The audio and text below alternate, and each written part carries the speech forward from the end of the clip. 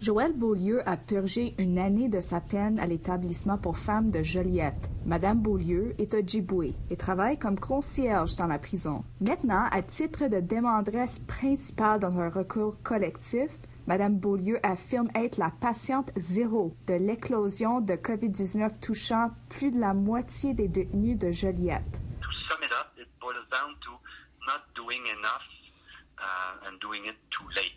L'avocat Philippe Larochelle a démarré le processus du recours collectif au Palais de justice de Montréal cette semaine. Selon la déclaration, le service correctionnel a manqué à son devoir de protéger les détenus et a continué ses activités comme si de rien n'était. In the case of Madame Beaulieu, this translated into having to go into the administrative section where people come and go. She was exposed and that she catched it. Madame Beaulieu soutient qu'elle a été forcée de nettoyer des zones achalandées et ne portant que des gants. Plusieurs demandes de masques ont été rejetées. Lorsque ces symptômes sont finalement apparus, on a demandé à Madame Beaulieu de quitter l'infirmerie et de retourner à son unité avec des comprimés de Tylenol. Le personnel infirmier a affirmé qu'il ne s'agissait que d'une grippe. Cela s'est passé à la mi-mars.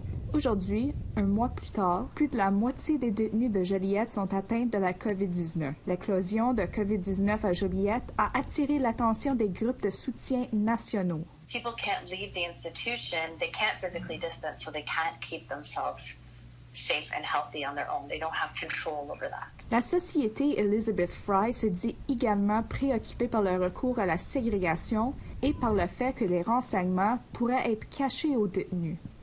Every time we speak with women who are inside the prisons, whether it's at Joliette or other federal institutions, they let us know that they feel as though they're not getting the right information, that they're being kept in the dark.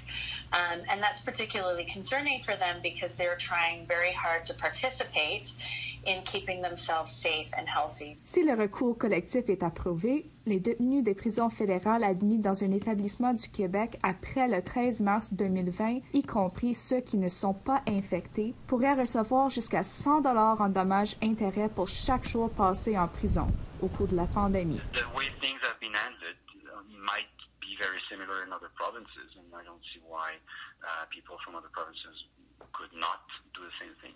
Bien qu'il s'agisse du premier procès du genre, M. Larochelle croit qu'il pourrait y en avoir d'autres. Lindsay Richardson, Nouvelle nationale d'APTN, Montréal.